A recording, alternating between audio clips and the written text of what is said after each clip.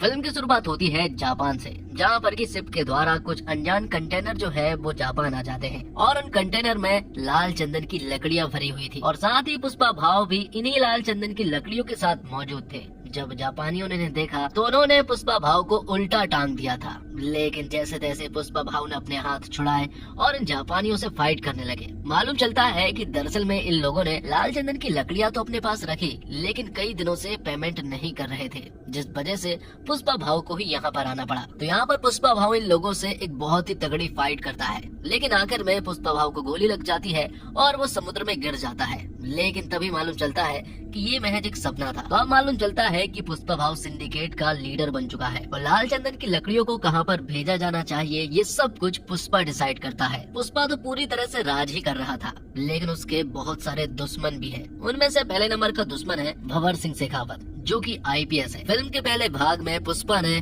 शेखावत को नंगा दौड़ाया था, तो अपनी बेइज्जती का बदला लेने के लिए शेखावत कुछ भी कर सकता है, इसलिए वो एक प्लान बनाता है। जब पुष्पा के लड़के जंगल में जाकर लाल चंदन की लकड़ियों को काटने जाते हैं तो यहाँ पर भंवर सिंह शेखावत भी मजदूर के रूप में उनके साथ मिल जाता है और जब वो वहाँ पहुँचा तो इन सभी को प्लान बनाकर अरेस्ट कर लिया था, क्योंकि लाल चंदन की तस्करी में हमेशा पुष्पा बच जाया करता था, क्योंकि उनके पास कोई भी सबूत नहीं थे। शेखावत इन मजदूरों को बुरी तरह से मारता है और इन सभी 230 मजदूरों को जेल में डाल देता है, जिसके बाद एंट्री होती है पुष्पा भाव की, जो कि पुलिस स्टेशन पहुंचते हैं। लेकिन वहां पर शेखावत मौजूद नहीं था, लेकिन कुछ इंस्पेक्टर मौजूद थे। यहाँ पर पुष्पा भाव सारे मजदूरों को लेने के लिए नहीं आए थे, बल्कि सिर्फ और सिर्फ सीनू को लेने के लिए आए थे, क्योंकि आज उसकी शादी है। जब पुष्पा यहाँ से सीनू को ले जाने लगा तो उसने देखा कि सीनू के ऊपर बहुत सारे चोट के निशान हैं। जब उसने अपने सारे मजदूरों को देखा तो उसका दिमाग खराब हो गया, क्योंकि पुष्पा के सारे मजदूरों को शेखावत ने जंगल में बुरी तरह से मारा पीटा था, जिस वजह से वो बुरी तरह से इंजर्ड थे। ये देखकर पुष्पा भाव पुलिस इंस्पेक्टर से कहता है कि लोगों पर शेखावत सर ने हाथ उठाया है, इसका मतलब कि आपने पुष्पा के ऊपर हाथ उठाया है, इसलिए वो यहाँ से इन सभी को लेकर जा रहा है। ये देखकर इंस्पेक्टर और बाकी पुलिस वाले कहते हैं कि अगर आप इन सभी लोगों को लेकर चले जाएंगे तो साथ ही हमारी नौकरी भी चली जाएगी। ये सुनकर पुष्पा भाव इनसे कहता है कि आज से तुम्हारे रिटायरमेंट तक जितना भी पैसा तुम जोड़ने वाले हो उन सारे पैसों को वो देगा, मतलब कि आज तुम्हारा रिटायरमेंट हो रहा है। पुष्पा उन सभी का रिटायरमेंट कर देता है और जब शेखावत पुलिस स्टेशन पहुंचा तो वहां पर कोई भी मौजूद नहीं था। वो समझ गया था कि सभी को पुष्पा भाव ने खरीद लिया है। तो इस तरह से पुष्पा भाव इलीगल काम तो करता है, लेकिन वो अपने मजदूरों का बहुत ज्यादा ख्याल रखता है और साथ ही वो अपनी बीबी श्रीवल्ली से भी बहुत ज्यादा प्यार करता है। अब अगले दिन हम देखते हैं कि श्रीवल्ली जब मंदिर में पूजा करने के लिए जाती है और भगवान की मूर्ति के लिए जब कुछ गहने और मुकुट लेकर जाती है तो उसी मंदिर में पुष्पा का सौतेला भाई मुरली भी मौजूद था और वो यहाँ श्रीवल्ली से कह रहा था कि आप पूजा तो करवा लोगे, लेकिन क्या तुम्हारे पास खुद का गोत्र है, खुद का सरनेम है। मुरली उन्हें हमेशा नीचा दिखाता है, लेकिन मुरली की बेटी कावेरी उन्हें पसंद करती है। वो उनके साथ रिश्ता निभाना चाहती है और कावेरी श्रीवल्ली को चाची बुलाती है, लेकिन मुरली कावेरी को उनसे मना करता है कि वो उनसे बात ना करे। तो पुष्पा श्रीवल्ली की सारी बात मानता है और आज पुष्पा सिद्धप्पा के साथ मिलकर सीएम से मिलने वाला था, इसलिए श्रीवल्ली यहाँ पर पुष्पा से कहती है कि अगर तुम जा ही रहे हो तो सीएम के साथ फोटो खिंचा कर लाना, ताकि हम उसे फ्रेम करा कर हॉल में लगाएंगे। पुष्पा ने अपनी पत्नी से वादा कर लिया था, लेकिन जब वो वहाँ पहुँचा तो वहाँ कुछ और ही हो गया। पुष्पा भले ही सिंडिकेट की ओर से सीएम को फंडिंग देता है, लेकिन सीएम यहाँ पर पुष्पा के साथ फोटो क्लिक नहीं करवाता है। उनका मानना ये है कि जूती जो है वो पैर में ही रहना चाहिए, उन्हें हाथ में नहीं पहना करते। साथ ही उन्होंने श्रीवल्ली के बारे में भी एक दो बातें बोल दी थी। ये देखकर यहाँ पर पुष्पा को बिल्कुल भी अच्छा नहीं लगा था। बाहर आने पर पुष्पा ने सिद्धप्पा से कहा कि अगर आप सीएम होते तो क्या आप भी मेरे साथ फोटो नहीं क्लिक करवाते, जिस पर कि सिद्धप्पा कहता है कि मैं चाहे कुछ भी बन जाऊँ, मैं तेरे साथ फोटो जरूर क्लिक करवाऊंगा क्योंकि तू मेरा भाई है। तब यहाँ पर पुष्पा ने उनसे कहा तो फिर सीएम बनने की तैयारी कर लो। पुष्पा सिद्धप्पा से एकदम सीधा सवाल पूछता है कि सीएम बनने के लिए लगभग कितने रुपए की जरूरत पड़ेगी। सिद्धप्पा यहाँ पर कहता है कि लगभग 100 करोड़ रुपए की जरूरत पड़ेगी। पुष्पा यहाँ पर उससे कहता है कि मैं तुम्हें 500 करोड़ दूंगा, लेकिन सीएम तुम्हें ही बनना होगा। जिसके बाद सिद्धप्पा सेंट्रल मिनिस्टर से मिलने के लिए जाता है, क्योंकि पुष्पा ने ही सिद्धप्पा से कहा था कि वो सेंट्रल मिनिस्टर से मिले। सेंट्रल मिनिस्टर का एक भाई भी है और सिद्धप्पा पुष्पा के कहने पर ही सीएम की बात करने के लिए सेंट्रल मिनिस्टर के पास गया था। साथ ही पुष्पा ने उनके पास एक सोफा भिजवाया था जिसके अंदर 25 करोड़ रुपए थे। सिद्धप्पा ने जब ये सारी सारी चीजें देखी तो उन्होंने पुष्पा से कहा कि ये सब कुछ ठीक नहीं है, इस तरह से पैसा बहाना ठीक नहीं है, क्योंकि हमें बचाना होगा, क्योंकि 500 करोड़ रुपए ऐसे ही नहीं मिल जाते। लेकिन पुष्पा के पास कुछ प्लान थे जो कि वो सिद्धप्पा को बताता है। वो कहता है कि अब पुष्पा नेशनल नहीं रहा बल्कि इंटरनेशनल हो गया है। लाल चंदन की लकड़ियों की डील वो सिर्फ मुर्गन से किया करता था, जिसके बदले में उसे 1 टन पर सिर्फ 1.5 करोड़ रुपए मिला करते थे। लेकिन अगर वो इस डील को विदेश में लेकर जाए तो उसे 2 से 2.5 करोड़ रुपए मिल सकता है प्रत्येक टन पर। तो ज्यादा देर ना करते हुए पुष्पा जो है वो तुरंत ही विदेश पहुंचता है, जहां पर कि उसकी मुलाकात होती है एक बहुत बड़े बिजनेसमैन से। वहाँ वो लाल चंदन की लकड़ियों की डील करता है और उसे 2000 कुंटल लकड़ियों को उन्हें देना था। बदले में पुष्पा को 5000 करोड़ रुपए मिलने वाले थे। तो अगर पुष्पा 5000 करोड़ रुपए कमाना चाहता है तो उसे 2000 करोड़ लाल चंदन की लकड़ियों की जुगाड़ करनी होगी। तब वो अपने सिंडिकेट के सारे मेंबर को एक्टिव कर देता है और उनसे कह देता है कि सारे जगह से मुझे लाल चंदन की लकड़ियाँ चाहिए है। तो सिंडिकेट के सारे मेंबर जो है वो लाल चंदन की लकड़ियों की जुगाड़ करने लगते हैं और वो लाकर वो पुष्पा को देने वाले थे। लेकिन तभी एंट्री होती है मंगल सीनू और उसकी वाइफ की। इन लोगों को मालूम चल जाता है कि पुष्पा जल्द ही 2000 कुंटल लाल चंदन की लकड़ियों को बाहर भिजवाने वाला है। वो ये बात शेखावत से जाकर कहते हैं ताकि शेखावत उन्हें जब्त कर ले। साथ ही मंगल सीनू और उसकी वाइफ शेखावत से ये भी कहते हैं कि वो सिंडिकेट के मेंबरों को डराए धमकाए ताकि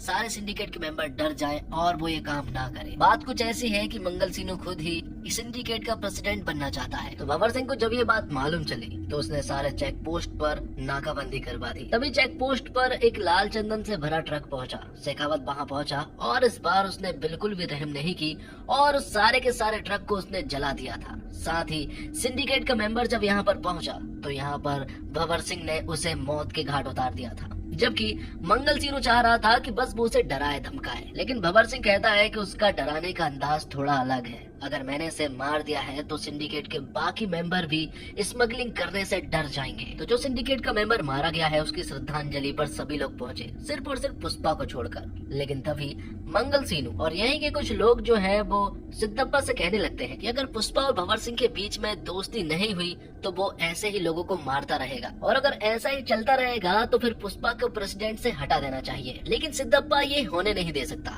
इसलिए सिद्धप्पा तुरंत ही भंवर सिंह के पास पहुंच जाता है और वो उसे कुछ रिश्वत वगैरह देने की कोशिश करता है। वो उसे लगभग 10 करोड़ रुपए दे रहा था, लेकिन भंवर सिंह नहीं मानता है। वो कहता है कि उस रात उसने मुझे नंगा दौड़ाया था, मैं उसे किसी भी हालत में नहीं छोड़ने वाला। तभी यहाँ पर सिद्धप्पा कहता है कि अगर वो तुमसे माफी मांग ले और सभी के सामने सॉरी कह दे, क्या तुम तब उसे माफ कर पाओगे? ये सुनने के बाद भंवर सिंह तुरंत ही ओके कह देता है और कहता है कि पार्टी का इंतजाम करो ताकि सभी के सामने पुष्पा उससे माफी मांग सके। तो पार्टी के दिन सभी लोग यहाँ पर पहुँच जाते हैं। सभी लोगों को ये देखना था कि आखिर पुष्पा भंवर सिंह से माफी मांगता है या फिर नहीं, क्योंकि पुष्पा आज तक नहीं झुका है। क्या वो आज झुकने वाला था? तो पुष्पा सिद्धप्पा, श्रीवल्ली और कटलेट के कहने पर और सिंडिकेट की भलाई के लिए यहाँ पर उससे माफी मांगने के लिए कह देते हैं। पुष्पा भी बहुत ज्यादा शराब के नशे में था, इसलिए वो सभी के सामने भंवर सिंह से माफी मांग लेता है। ये सुनकर भंवर सिंह बहुत ज्यादा खुश हो जाता है, यहाँ तक कि उसने तो ये आवाज रिकॉर्डिंग तक कर ली थी और यही बार बार सुन रहा था। लेकिन जब पुष्पा घर वापस जा रहा था तब उसे बहुत ही ज्यादा अजीब लगा और पार्टी के सारे लोग शॉक्ड थे कि आखिर पुष्पा ने सॉरी कैसे बोल दिया। पुष्पा को इतना ज्यादा बुरा लगा था कि वो तो आईने में अपनी शक्ल भी नहीं देख पा रहा था। उसे इतनी तेज गुस्सा आती है कि वो सभी को सड़क पर ही छोड़ देता है और कार को वापस घुमाकर उसी पार्टी में वापस पहुंच जाता है। जब भंवर सिंह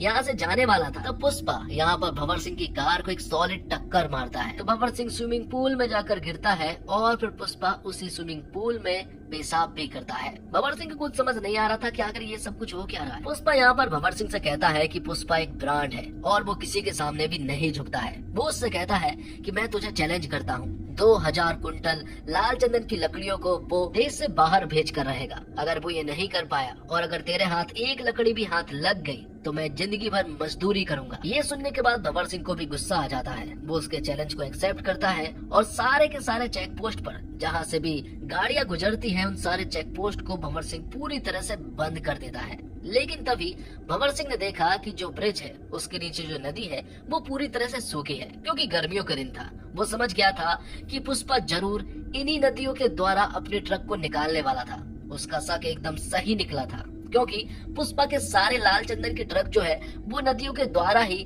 बाहर जा रहे थे। तो पुलिस की जीप इन्हें कई बार पकड़ने की कोशिश करती है, लेकिन वो नहीं पकड़ पाते हैं। लेकिन आखिर में भंवर सिंह जो है वो इनके ट्रक के सामने आ जाता है और एक बड़ी से शॉटगन लेकर इनके ऊपर फायरिंग करता है। तभी कटलेट जो है वो पुष्पा के पास कॉल करके सारी जानकारियां बताता है। पुष्पा कहता है कि तुम वहां से कूद जाओ, जितने भी ट्रक है सारे ड्राइवर को वहां से बाहर निकालो, मुझे किसी भी इंसान की जान को खतरे में नहीं डालना है। यहाँ पर कटलेट जब उसकी बात सुनता है तो सारे ड्राइवर को लेकर यहाँ से चला जाता है और भंवर सिंह इनके ऊपर फायरिंग कर रहा था और ट्रक में जितनी भी लाल चंदन की लकड़ियाँ थी वो उन्हें भी जब्त कर लेता है। ये देखकर भंवर सिंह, मंगल सीनू और उसकी वाइफ को बहुत ही ज्यादा अच्छा लगा था। वो तो एंजॉय कर रहे थे। मीडिया के सामने उन्होंने सारी बात कह भी दी थी कि ये सारी लाल चंदन की लकड़ियाँ पुष्पा की है। लेकिन थोड़ी देर के बाद मालूम चला कि वो सारी लाल चंदन की लकड़ियाँ नॉर्मल लकड़ियाँ हैं। मतलब कि यहाँ पर भंवर सिंह फूल बन गया था। पुष्पा ने उसके पास एक फूल भी भेजा था, लेकिन भंवर सिंह कहता है कि मैं अकेला फूल नहीं बना हूँ, बल्कि मंगल सीनू और उसकी वाइफ भी फूल बनी है। मतलब कि हम तीनों ही फूल बने हैं। पुष्पा यहाँ उससे कहता है कि पुष्पा नाम सुन के फ्लावर समझे क्या? फ्लावर नहीं है वो, बल्कि वाइल्ड फायर है। साथ ही सारे में उसने ये भी कह दिया था कि जल्द ही वो इस सारी लाल चंदन की लकड़ियों को बॉर्डर क्रॉस करवाने वाला है। अगर तुम इन्हें रोक सकते हो तो रोक लो। तभी पुष्पा, श्रीवल्ली और पूरी फैमिली जो है वो माता काली के एक फेस्टिवल में पहुंचते हैं। वहाँ पर श्रीवल्ली को अचानक से चक्कर आने लगते हैं और मालूम चलता है कि श्रीवल्ली प्रेग्नेंट है। ये देखकर पुष्पा जो है वो काली माता का गेटअप धारण कर लेता है और फिर काली माता का एक सॉलिड तांडव करता है। ये सीन इतना ज्यादा शानदार है दोस्तों कि रोंगटे खड़े कर देता है। श्रीवल्ली यहाँ पर पुष्पा से कहती है कि आखिर ये तुम क्या कर रहे हो, जिस पर कि पुष्पा कहता है कि मेरी एक इच्छा है, मैं काली माता से लड़की चाहता हूँ, क्योंकि अगर लड़का हुआ तो उसे भी सरनेम देना पड़ेगा, लड़की हुई तो वो किसी दूसरे घर जाकर उसे कोई दूसरा सरनेम मिल जाएगा। तभी इसी जगह पर हम देखते हैं कि कुछ लोग जो हैं वो पुष्पा की भतीजी के साथ मिसबिहेव कर रहे थे, वो उसके साथ बदतमीजी कर रहे थे। ये देखकर पुष्पा को बहुत तेज गुस्सा आ जाता है और वो इन लोगों से फाइट करना स्टार्ट कर देता है। ये सारे एक्शन सीक्वेंस बहुत ही कमाल के थे, क्योंकि सारे एक्शन इमोशन से भरे थे। लेकिन तभी यहाँ पर मुरली आ जाता है और वो पुष्पा से कहता है कि अगर तुम ये सब कुछ कर दोगे तब भी तुम्हें तुम्हारे बाप का नाम नहीं मिलेगा। तुम्हें ऐसा लग रहा है कि तुम हमारे साथ हो जाओगे, ऐसा कुछ भी नहीं हो सकता। तुम हमेशा अनाथ थे और हमेशा रहोगे, तुम्हारा कोई भी नहीं हो सकता है। श्रीवल्ली को जब ये सारी बातें सुनाई दी तो उसने यहाँ पर मुरली को बहुत ही ज्यादा चिल्लाया। बाद में कावेरी के साथ जिन लोगों ने बदतमीजी की थी और मिसबिहेव किया था उन लोगों को मुरली ने अतकंजा करवा दिया था। अब आगे हम देखते हैं कि मंगल सीनू और उसकी बीबी और भंवर सिंह शेखावत सीएम के पास पहुंचे। उन्होंने उन्हें बताया कि अगर ये लाल चंदन की लकड़ियां बॉर्डर क्रॉस कर जाती हैं तो तुम्हारी सीएम की गद्दी भी खतरे में है, क्योंकि उससे 2000 से 5000 करोड़ रुपए की फंडिंग आने वाली है और ये सारी फंडिंग के द्वारा आप सीएम से हट सकते हैं। तब सीएम उन्हें तुरंत ही आदेश दे देता है कि वो लाल चंदन की लकड़ियों को बॉर्डर क्रॉस कर जाने से रोके। तो ये सारी लाल चंदन की लकड़ियां रामेश्वरम से होते हुए श्रीलंका जाने वाली थी, क्योंकि रामेश्वरम से श्रीलंका सिर्फ और सिर्फ 18 किलोमीटर की दूरी पर है। तब भंवर सिंह शेखावत यहाँ पर पहुँच तो जाता है, लेकिन वो लाल चंदन की लकड़ियों को पकड़ नहीं पाता है, क्योंकि ये सारी शिप के नीचे मौजूद थी, जिस वजह से भंवर सिंह शेखावत इनका पीछा भी करता है, लेकिन वो उन्हें नहीं पकड़ पाता है। तो माल डिलीवर हो जाने के बाद बहुत सारा पैसा आता है। इन सारे पैसों को देखकर पुष्पा खुश हो जाता है। इन सभी पैसों को एमएलए के लिए सारे सोफे के अंदर भरा जाता है और सारे सोफों को एमएलए के पास भेज दिया जाता है। मतलब कि सारे के सारे एमएलए अब पुष्पा ने खरीद लिए थे। तो भंवर सिंह शेखावत का अब बहुत ही ज्यादा बुरा हाल था, क्योंकि अब उसके हाथ में कुछ भी नहीं था। अब तो उसका ट्रांसफर होना भी एकदम तय है, क्योंकि अब उनके पास सरकार भी नहीं रहेगी, सरकार भी पुष्पा की हो जाएगी। तो भंवर सिंह के पास जो नकली लाल चंदन की लकड़ियां हैं वो उनमें आग लगा देता है और उसने काफी शराब पी हुई थी तो वो वहीं पर रुक जाता है, जिससे कि ब्लास्ट हो जाता है और भंवर सिंह शेखावत मारा जाता है। हालांकि उसकी डेड बॉडी को बताया नहीं गया और न ही ये बताया गया कि वो मारा गया है। और फिर कुछ दिनों के बाद हम देखते हैं कि सीएम अब बदले जा चुके हैं। अब सीएम सिद्धप्पा बन चुका था सिर्फ और सिर्फ पुष्पा की वजह से, क्योंकि उसने सारे एमएलए खरीद लिए थे। और जैसा कि पुष्पा ने वादा किया था कि 24 जुलाई को उसके घर पर सीएम खुद आएंगे और वो उसके साथ खाना भी खाएंगे और फोटो भी खिंचाएंगे। तो आज 24 जुलाई थी, सिद्धप्पा यहाँ आता है, फोटो खिंचाता है और सिद्धप्पा श्रीवल्ली से कहता है कि तुम्हारी फोटो की वजह से मैं सीएम बना हूँ। और पुष्पा ने आज का दिन इसलिए सिलेक्ट किया क्योंकि आज श्रीवल्ली का जन्मदिन था, इसलिए यहाँ पर एक छोटा सा सेलिब्रेशन होता है, सभी लोग इसे सेलिब्रेट करते हैं। तो भले ही सिद्धप्पा सीएम जरूर बन चुका था, लेकिन पूरे राज्य पर पुष्पा राज कर रहा था। सभी लोग उसे बहुत ज्यादा मानने पूजने लगे थे। और फिर एक दिन पुष्पा की भाभी मतलब कि मुरली की पत्नी जो है वो पुष्पा के घर आती है। वो उन्हें बताती है कि कावेरी को कुछ लोगों ने किडनैप कर लिया है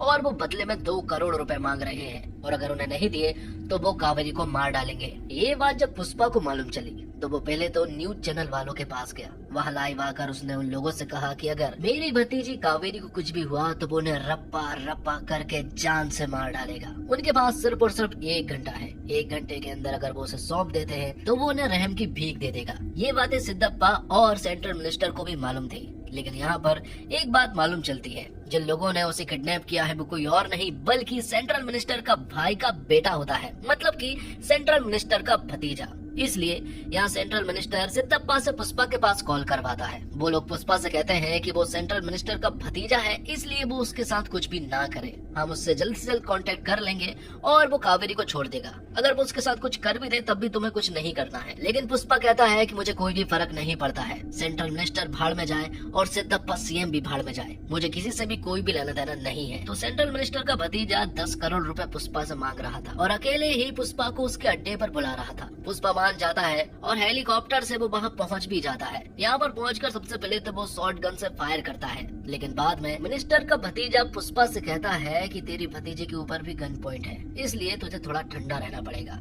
तो यहाँ पुष्पा उन्हें गन दे देता है और बाद में ये लोग पुष्पा को बुरी तरह से मारने लगते हैं। इन्हें बहुत अच्छे से मालूम है कि पुष्पा के हाथ बंधे रहने के बावजूद ये कमाल कर सकता है और सभी को बुरी तरह से मार भी सकता है, इसलिए इस बार वो बिल्कुल भी रिस्क नहीं लेते हैं। इस बार वो उसके हाथ बांधते हैं, पैर भी बांधते हैं और फिर वो लोग कावेरी की इज्जत पर हाथ भी डालने लगते हैं। ये देखकर पुष्पा को बहुत ही तेज गुस्सा आया था और फिर वो उड़ उड़कर इन्हें मुंह से काट काट कर बुरी तरह से मार डालने लगता है। दोस्तों ये एक्शन सीक्वेंस बहुत ही कमाल के थे। पुष्पा 2 अगर एक बहुत ही बड़ी सुपरहिट फिल्म होती है और अगर किसी से पूछा जाए कि आपको फिल्म में सबसे अच्छा क्या लगा तो वो इसी फाइट एक्शन सीक्वेंस के बारे में बताएगा। ये सारे एक्शन सीक्वेंस रोंगटे खड़े कर देने वाले थे क्योंकि इन सारे एक्शन में इमोशन मौजूद थे। तो मिनिस्टर का भाई भी वहाँ पहुँच चुका था, तो पुष्पा ने मिनिस्टर के भाई समेत भतीजे को भी मार डाला था। ये सारी बातें जब मिनिस्टर को मालूम चली तो वो तो पूरी तरह से पागल हो चुका था। अब अगले सीन में हम देखते हैं कि पुष्पा जब अपने घर होता है तब उसके घर पर मुरली आता है। मुरली को अपनी गलती का एहसास हो गया था, इसलिए वो पुष्पा और पूरी फैमिली से माफी मांगने के लिए आया था। वो कहता है कि मुझे बहुत अच्छे से मालूम चल गया है कि आप ही मेरी फैमिली हो, मैं सिर्फ यहाँ पर कावेरी का कार्ड देने के लिए आया हूँ क्योंकि उसकी शादी होने वाली है और कावेरी ने मुझसे कहा है कि अगर पुष्पा भाव इस शादी में नहीं आते हैं तो मैं मंडप में नहीं बैठने वाली। तब सरवल्ली यहाँ पर पुष्पा को बताती है कि सारे कार्ड पर माँ का नाम है और साथ ही तुम्हारा नाम भी है, वो भी पिता समेत। ये देखकर पुष्पा बहुत ज्यादा इमोशनल हो जाता है। उसके बीच आजू बाजू भीड़ लग जाती है उसे चुप करने के लिए, क्योंकि पुष्पा को ऐसा रोता हुआ किसी ने भी बहुत कम देखा था। बाद में पुष्पा भी इन्हें माफ कर देता है और फिर अपनी पूरी फैमिली समेत वो कावेरी की शादी में पहुँचते हैं। सभी लोगों ने एक दूसरे को माफ कर दिया था और अब आगे बढ़ चुके थे और यहाँ मिनिस्टर के घर पर मातम छाया हुआ था क्योंकि मिनिस्टर का भाई और मिनिस्टर का भाई का बेटा जो है वो मारे गए थे। यहाँ पर एक आदमी आता है जिसके हाथ में पार्सल था। जैसे ही वो मिनिस्टर के पास उसे लेकर आता है, अचानक से उसे एक आदमी पहाड़ी पर से ब्लास्ट कर देता है और यहीं पर ये फिल्म खत्म हो जाती है।